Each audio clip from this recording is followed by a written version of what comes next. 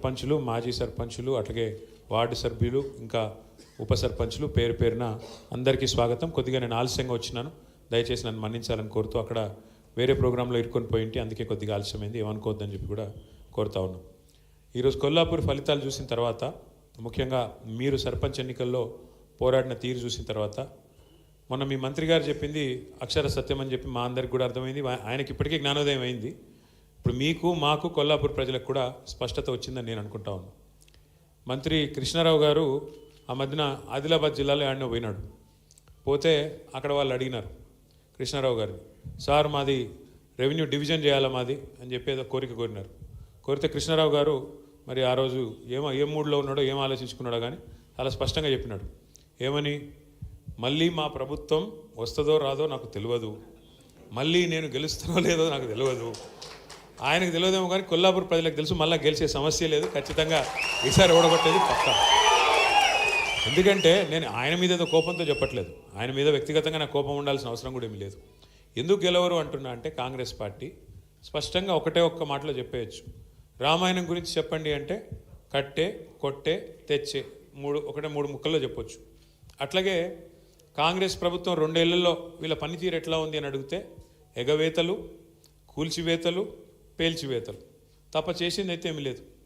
ఎగవేతలు అంటే 420 హామీలు ఇచ్చి 6 గ్యారెంటీలని అలవిగాని మాటలు చెప్పి అడ్డమైన అబద్ధాలు చెప్పి కుర్చీలో కూర్చున్నారు. కుర్చీలో కూర్చున్న తర్వాత ఏం చేస్తున్నారో 2 ఏళ్ళ నుంచి నాకంటే బాగా మీకే తెలుసు. ఊర్లలో ఎంత అవస్థలు పడుతున్నారో రైతులు మీకు తెలుసు. ఇక పేల్చివేతలు, మనమేమో చెక్ డ్యాములు కట్టినాం, ప్రాజెక్టులు కట్టినాం. మీ దగ్గర నార్లాపూర్ రిజర్వాయర్ కట్టి కేసీఆర్ గారే స్వయంగా వచ్చి బటన్ ఒత్తి ఆ పంపు చాలు చేసి నీళ్లు 145 మెగావాట్ల పవర్ ఉండే పంపు పెట్టి నీళ్లు, కృష్ణా నీళ్లను మీకు ఇచ్చే ప్రయత్నం కేసీఆర్ గారు చేసినారు. మా ఆల వెంకటేశ్వర రెడ్డి గారు ఇక్కడ ఉన్నారు. ఒక్క దేవరకద్ర నియోజకవర్గంలో 36 చెక్ డ్యామ్లు కట్టినారు కేసీఆర్ గారు, ఒకటే నియోజకవర్గం నేను చెప్పేది. అట్లా ప్రతి నియోజకవర్గంలో అద్భుతమైన పనులు జరిగినాయి. మనమేమో ఆ పని చేసినాం, నిర్మాణం చేసినాం, వీళ్ళేమో విధ్వంసం చేస్తున్నారు. ప్రపంచ చరిత్రలో ఎక్కడైనా సరే చెక్ డ్యాములు కట్టాలి, చెరువులు కట్టాలి, నీళ్ళు ఇవ్వాలి అనే పద్ధతిలో ఆలోచించిన ప్రభుత్వాలను చూసినాం. కానీ మేడిగడ్డను బేల్చేయాలి, చెక్ డ్యామ్లను బేల్చేయాలి, అవసరమైతే ఆ బ్యారాజును కూలగొట్టైనా సరే రాజకీయంగా లాభం పొందాలి అనే వికృతమైన, అనే ఒక కుసంస్కారమైన ప్రభుత్వం, కుసంస్కారమైన పార్టీ బహుశా భారతదేశ చరిత్రలో ఒక కాంగ్రెస్ పార్టీ మాత్రమే. ఇక మీకు తెలుసు, కూల్చివేతలు అయితే మీరు చూస్తూనే ఉన్నారు. ఎంత పెద్ద ఎత్తున పేదల ఇండ్లు గులగొడుతున్నారు ఇలా రాష్ట్రంలో మీరు చూస్తూ ఉన్నారు. ఒక్క దగ్గరని కాదు, మహబూబ్ నగర్తో ప్రారంభమైంది. నాకు గుర్తున్నది, అక్కడ పాపం దివ్యాంగులు కొంతమంది కాళ్ళు చేయాలి సక్క లేని వాళ్ళు, వాళ్ళ కాలనీ కట్టుకుంటే వీళ్ళ ప్రభుత్వం వచ్చినాక మొట్టమొదటిసారి కూలగొట్టిందే ఆ దివ్యాంగుల కాలనీలో పోయి మొత్తం ఇళ్ళని కూలగొడితే మా సీనన్న పోయి వాళ్ళందరికీ అన్నం పెట్టి పాపం ఎండకు ఎండుతూ వానకు నానుతుంటే పోయి వాళ్లకు ఆశ్రయం ఇచ్చి కాపాడినాడు శ్రీనివాస్ గౌడ్ గారు. ఈ ప్రభుత్వం ఈ 2 ఏళ్లలో సాధించింది మాత్రం శూన్యం. తమ అసమర్థతను కప్పిపుచ్చుకోవడానికి, తమ చేతగాంతనాన్ని కప్పిపుచ్చుకోనికే వీళ్ళు కొత్త పల్లవి అందుకున్నారు. ఏమంటారు ఏమని అడిగితే, ఏమైందయ్యా రేవంత్ రెడ్డి గారు, 6 గ్యారెంటీలు ఎందుకు అమలు చేయట్లేదు, నెలకు 2,500,000 రూపాయలు ఇస్తానంటివి కదా మహిళలకు, ఎందుకు ఇస్తలేవు, 100 రోజుల్లో ఇస్తానంటివి, మరి ఇప్పటికీ 25 నెలలు అయిపోయింది, 700-800 రోజులు అయిపోయింది, ఎప్పుడు ఇస్తావు అంటే ఒక్కటే పట్టుకున్నారు ఇంకా డైలాగ్. కేసీఆర్ అప్పులపాలు చేసిపోయినాడు, రాష్ట్రం దివాలా తీసింది, కేసీఆర్ అప్పులపాలు చేసిపోయినాడు. మేము ఇక్కడ ఏదో లంకె బిందెలు ఉంటాయనుకొని వచ్చినాం, లంకె బిందెలు లేవు, మేము ఢిల్లీకి పోతే మమ్మల్ని దొంగలాగా చూస్తున్నారు, చెప్పులు ఎత్తుకుపోతాను అనుకుంటున్నారు నన్ను చూస్తుంటే, కాబట్టి నాకు ఎవరు అపాయింట్మెంట్ ఇస్తలేడు. ఒక మాట మాత్రం మీకు చెప్పాలా, ఎందుకంటే మీ మంత్రి గారు కూడా అదే అబద్ధం చెప్తా ఉన్నాడు. జూపల్లి నేను చూసినామన్నా, ఇదే జూపల్లి ఆనాడు కేసీఆర్ ప్రభుత్వంలో ఉన్నప్పుడు ఏం మాట్లాడినాడో మీ దగ్గర వీడియోలు అన్నీ ఉన్నాయి, లేకపోతే నేను పంపిస్తా, ఉన్నాయా? ఇదే మనిషి ఇవాళ అవకాశం కోసం, అవకాశవాదంతో కాంగ్రెస్లో పోయి ఆయనకు టికెట్ ఇవ్వకపోతే, మనం హర్షవర్ధన్ రెడ్డి గారికి టికెట్ ఇస్తే కేవలం అవకాశవాదంతో పోయి ఇవాళ కేసీఆర్ గారిని తిట్టేంత పెద్దోడైపోయినాడు.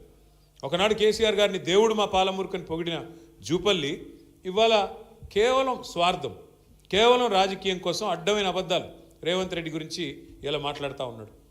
రేవంత్ రెడ్డి దేవుడు, ఇంద్రుడు, చంద్రుడు, ఆయన పదవిని కాపాడుకోనికే. ఎవరికి దేవుడు రేవంత్ రెడ్డి, ఎవరికి ఇంద్రుడు, ఎవరికి చంద్రుడు? ఏది మోసం చేసి మొత్తం రైతులందరినీ, ఒకరినిద్దరిని కాదు, రైతులందరినీ మోసం చేసినాడు కదా. ఎన్ని మాటలు చెప్పినాడు కేసీఆర్ గారు. 2 పంటలకు రైతు బంధు ఇస్తే 3వ పంటకి ఇవ్వాలన్నాడు. మూడో పంటకి ఇయ్యవా నువ్వు రైతు బంధు అని మాట్లాడినాడు. మళ్ళీ ఇవాళ పరిస్థితి ఏంది? కేసీఆర్ గారు ఉన్నప్పుడు బ్రహ్మాండంగా మీరు అడగకుండానే నాటేసే కాలం వచ్చిందంటే చాలు ఫోన్లు టింగు టింగుమని మోగేది. 11 సార్లు 73,000 కోట్ల రూపాయలు 70 లక్షల రైతుల ఖాతాల్లో మీరు అడగకుండానే దరఖాస్తు పెట్టకుండానే పడ్డాయి. ఈరోజు ఏంది పరిస్థితి? రేవంత్ రెడ్డి ప్రభుత్వం వచ్చినాక, కాంగ్రెస్ ప్రభుత్వం వచ్చినాక ఒకటే ఒక్కసారి రైతు భరోసా ఇచ్చింది. ఒకే ఒక్కసారి. మొదటిసారి మనం కూడబెట్టిందే రైతు బంధు ఎలక్షన్లు అప్పుడు ఆపి, ఎలక్షన్లు అయినాక యాజ్ ఇట్ ఈజ్ అదే 5,000 ఇచ్చినారు. అది కేసీఆర్ గారు ఇచ్చింది తప్ప వీళ్ళు ఇచ్చింది కాదు. ఆ తర్వాత 2 సార్లు ఎగ్గొట్టినారు. మొన్న ఒకటే ఒక్కసారి రైతు భరోసా అని పేరు పెట్టి, అది కూడా 15,000 ఇస్తామని చెప్పి 12,000కి కటింగ్ పెట్టి ఒక్కసారి మొన్న 6,000 రూపాయలు ఇచ్చినారు. ఒకటే ఒక్కసారి. 2 ఏళ్లలో ఇచ్చింది ఒకే ఒక్కసారి. నికార్సుగా చెప్పాలంటే ఇది ఇలా రైతు పరిస్థితి. సరే, ఇక రైతు భరోసా పక్కన పెడితే, రైతు బంధు పక్కన పెడితే ఇలా రైతుల అవస్థ ఇప్పుడే హర్షవర్ధన్ రెడ్డి గారు చెప్పినారు. క్రాప్ హాలిడే ప్రకటించే దుస్థితి, యూరియా కోసం లైన్లలో యుద్ధాలు చేసే పరిస్థితి. నేను చెప్తుంది అబద్ధమా? మీరు చూస్తున్నారు గ్రామాల్లో. మీరు చూడండి ఒక్క మాట, లైన్లు కడుతున్నారు, చెప్పులు లైన్లో పెడుతున్నారు రైతులు. మరి అవన్నీ పేపర్ వాళ్ళు ఫోటోలు తీసి, మా తమ్ముళ్ళు వీడియోలు తీసి సోషల్ మీడియాలో పెడుతున్నారు. మరి తప్పించుకోవాలా? ఏం చేయాలా? అందుకే కొత్త ఉపాయం పన్నినాడు రేవంత్ రెడ్డి గారు. కొత్త ఉపాయం కనిపెట్టినాడు. ఏమని? ఇక షాప్లో కాదు, యాప్లో ఇస్తా అన్నాడు. షాప్లో ఇయ్యడంట యూరియా, యాప్లో ఎప్పుడు ఉంటుంది యూరియా? ఆడ షాప్లో ఉంటేనే కదా ఉండేది. ఈడ షాప్లో ఉంటేనే కదా యాప్లో ఉండేది. అది లేదంట. కానీ ఇప్పుడు ఇంకొక కొత్త ఆలోచన, యూరియా కార్డు అంటే ఇప్పుడు ఈ గ్యారంటీ కార్డులు అయిపోయినాయి. గ్యారంటీ కార్డులు మొత్తం అయిపోయినాయి అంటే, ఇంకా అన్నీ అమలు అయిపోయినాయి, అన్నీ జరిగిపోయినాయి. ఇప్పుడు యూరియా కార్డు ఇస్తారంట.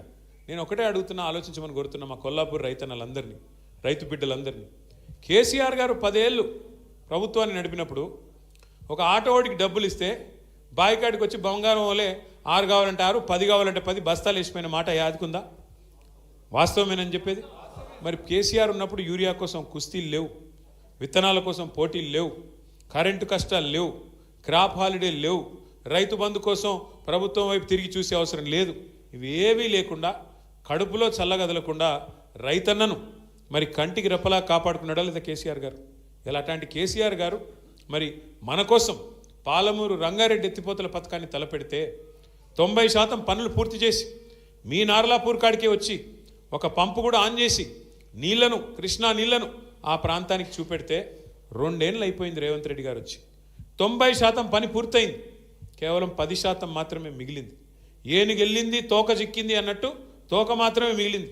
రిజర్వాయర్లు మీ కళ్ళ ముంగట కనబడుతున్నాయి కదా. నార్లాపూరు, కరివెన, వట్టెము, ఏదుల, ఉద్దండాపూరు రిజర్వాయర్లు అన్నీ పూర్తయి రెడీగా ఉన్నాయి. ఈయన చేయాల్సింది ఏంది? మనం అప్పటికే కాలువలకు కూడా టెండర్లు పిలిచినాం. ఈయన రాగానే ఆ టెండర్లు రద్దు చేసినాడు. రద్దు చేసినాడు, మళ్ళీ పిలవచ్చు కదా. 10 పైసలతో అయిపోయేదానికి ఇవాళ పని చేయకుండా ఎందుకు చేయట్లేదు? తొందరగా చేస్తే కేసీఆర్కు పేరు వస్తుంది. పాలమూరు రంగారెడ్డి కేసీఆర్ గారు కట్టిండని చెప్పి యాద్ చేసుకుంటారు. కేసీఆర్కు పేరు వస్తుంది, వాళ్ళ పాత బాస్కు కోపం వస్తుంది. వాళ్ళ పాత బాస్ ఎవరో తెలుసు కదా మీకు. ఆయన కోపం వస్తుంది, నువ్వు మా నీళ్ళు ఎట్లా తీసుకుపోతారా, నువ్వు మా చెంచగాడు లెక్క ఉండాలి కానీ పెద్దోళ్ళలాగా యాక్టింగ్ చేస్తున్నావు ఏంది? ఆయన కోపం వస్తే ఊరుకుంటాడా? అందుకే ఆ భయంతో ఇవాళ మొత్తానికైతే కాలమూరును ఎండబెట్టే ప్రయత్నం, పండబెట్టే ప్రయత్నం చేస్తున్నాడు. ముఖ్యమంత్రి గారు మాట్లాడుతూ ఎప్పుడు అంటూ ఉంటాడు, పండబెట్టి తొక్కుతా అంటాడు. రేవంత్ రెడ్డి డైలాగ్ అది. నిజమే, ఇలా పాలమూరును పండబెట్టిండు, రైతులను తొక్కుతున్నాడు. ఎక్కడలోనే అక్కడ. మీరు జూరాల అక్కడ పోయి చూడండి, అక్కడ మొత్తం క్రాప్ హాలిడే. నిన్న మొన్న పోయినారు మా నాయకులందరూ కలిసి, జూరాలకు పోయినారు. పోయి చూస్తే నీళ్లు లేవు, నీళ్లు లేక క్రాప్ హాలిడే అక్కడ కూడా డిక్లేర్ చేసినారు. కానీ ఇలా రేవంత్ రెడ్డి వితండవాదం చేస్తున్నాడు. ఆయన ప్రభుత్వం జూరాలనే కట్టేది ఉండే, పాలమూరు రంగారెడ్డి ఎత్తిపోతల పథకం. నీళ్లు లేని కాడనే మోటార్లు పెట్టేది ఉండే. ఎవడన్నా తెలివైనోడు రైతు నీళ్లు లేని కాడ మోటార్లు పెడతాడే? ఎవరన్నా వ్యవసాయం మీద అవగాహన ఉన్నోడు పెడతాడా? ఇంకా మా కర్మ ఏంటంటే, మేము కొంతమంది ఇక్కడ ఉన్న వాళ్ళు ఎమ్మెల్యేలు ఉన్నాం. మా కర్మ ఏంటంటే రేవంత్ రెడ్డి కాడ నీటి పాటలు నేర్చుకోవాలట మేము పోయి అసెంబ్లీకి. ఏ రేవంత్ రెడ్డి?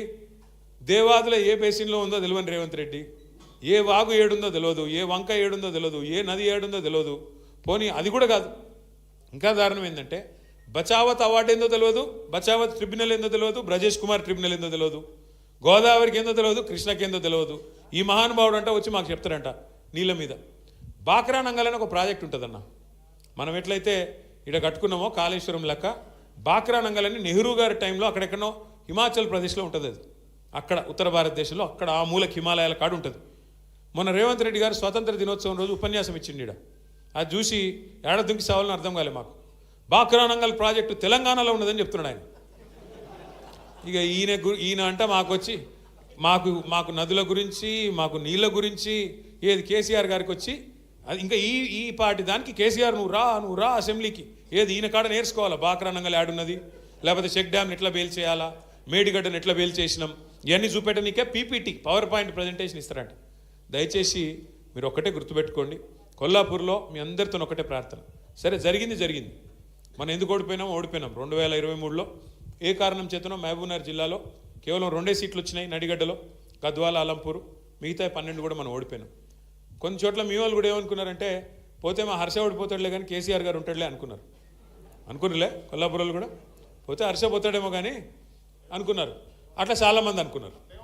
అట్లా పక్కన నాగర్ కర్నూలు అనుకున్నారు, కల్వకుర్తులు అనుకున్నారు, కోడంగల్లో అనుకున్నారు, మిగతా 12 నియోజకవర్గాలు అనుకునే వరకు కేసీఆర్ గారి పదవి కూడా పోయింది, మొత్తానికి పార్టీ కూడా ఓడిపోయింది.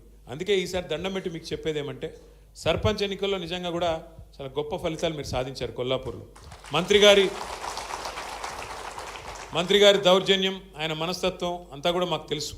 ఇప్పుడు హర్ష అంటున్నాడు మీరు రావాలా అని. నేను ఒకసారి కాదు 2 సార్లు వచ్చిన కొల్లాపూర్కి. ఏది ఒకసారి మల్లేష్ యాదవ్ చచ్చిపోతే వచ్చిన, ఇంకోసారి శ్రీధర్ రెడ్డి గారు చచ్చిపోతే కూడా వచ్చినాం. నేను ప్రవీణ్ గారు మేమందరం వచ్చినాం. వచ్చి శ్రీధర్ రెడ్డి గారు చనిపోయిన రోజు అయితే దాదాపు 5-6 కిలోమీటర్లు నడిచినాం. అక్కడ నుంచి ఆ చిన్నంబాయి నుంచి వాళ్ళ ఊరు దాకా నడిచినాం. అట్లా మీకు కష్టం ఎప్పుడొచ్చినా తప్పకుండా మేమందరం వస్తాం, పార్టీగా వచ్చి మీకు అండగా నిలబడతాం. ఆ విషయంలో అనుమానం వద్దు.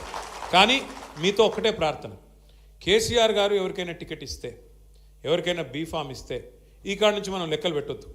ఈ కాడ నుంచి ఆయన మంచోడా, ఆయన పొట్టిగున్నాడా, పొడుగున్నాడా, ఆయన గడ్డ ఉన్నదా, మీసం ఉన్నదా, వద్దు. కేసీఆర్ గారు మళ్ళీ తిరిగి ముఖ్యమంత్రి కావాలి అంటే రేపు ఎంపీటీసీ ఎన్నికైనా, జెడ్పీటీసీ ఎన్నికైనా, కౌన్సిలర్ ఎన్నికైనా కారు గుర్తు మీద ఎవరైనా వస్తే ఇక నేను కేసీఆర్కి వేస్తున్నాను చెప్పి కళ్ళు మూసుకొని వత్తేయాలి అంతే. ఉంటాయి, ప్రతి ఊళ్ళో పంచాయతీలు ఉంటాయి, ప్రతి వార్డులో పంచాయతీలు ఉంటాయి, ప్రతి పట్టణంలో పంచాయతీలు ఉంటాయి, చిన్న తాకట్లు ఉంటాయి. మనుషులం కదా, కొన్ని పంచాయతీలు ఉంటాయి. కానీ గుల్గాలే, అలగాలే, అసంతృప్తి ఉంటే హర్ష దగ్గరికి వచ్చి కొట్లాడాలి. కానీ ఒకసారి టికెట్ ఇచ్చినాక మాత్రం, టికెట్ డిక్లేర్ అయినాక మాత్రం లోపల అనుకునేది. కానీ బయటికి మాత్రం ఒక్కసారి బయటికి వెళ్ళినామంటే అక్కడ ఎవరికి టికెట్ ఇస్తే వాళ్ళకి ఇగో ఈయననే కేసీఆర్ పంపించిన అభ్యర్థి, ఈయననే కారు గుర్తు మీద ఉన్నాడు, ఈయనకే మేము నిలబడతాం. అందుకే నేను ఎప్పుడు చెప్పేది గులుగుడే, గుద్దుడే, గులుగాల, అలగాల. కుటుంబం ఉన్నప్పుడు అన్నీ ఉంటాయి. నాకు టికెట్ కావాలంటే కొట్లాడాలా. కానీ ఒకరికే వస్తుంది కదా టికెట్, ఒకరికే వస్తుంది కదా బీఫామ్. చింపి 4గురికి అయితే ఇయ్యలేము కదా, చింపితే మళ్ళీ చెల్లదు, అది కూడా తెలుసు మీకు. కాబట్టి కొల్లాపూర్ మున్సిపాలిటీలో కానీ జిల్లా పరిషత్లో కానీ మీరు మంచి విజయాలు సాధించాలని, హర్షవర్ధన్ రెడ్డి గారి నాయకత్వంలో మీరు పురోగమించాలని, చక్కగా రేపటి రోజున హర్ష కూడా మీకు అండగా మరింత ఎక్కువ టైం కొల్లాపూర్లో గడపాలని, అది కూడా చెప్తున్నాను, గడపాలని, ఎక్కువ మీ మధ్యలోనే ఉండాలని చెప్పి కూడా మనస్ఫూర్తిగా ఆకాంక్షిస్తూ మొన్నటి ఎన్నికల్లో అభ్యర్థుల విజయం కోసం మరి కష్టపడ్డ ప్రతి ఒక్కరికి మనస్ఫూర్తిగా అభినందనలు తెలియజేస్తూ సంక్రాంతి పండుగ తర్వాత తప్పకుండా కొల్లాపూర్లో మళ్ళీ కలుసుకుందామని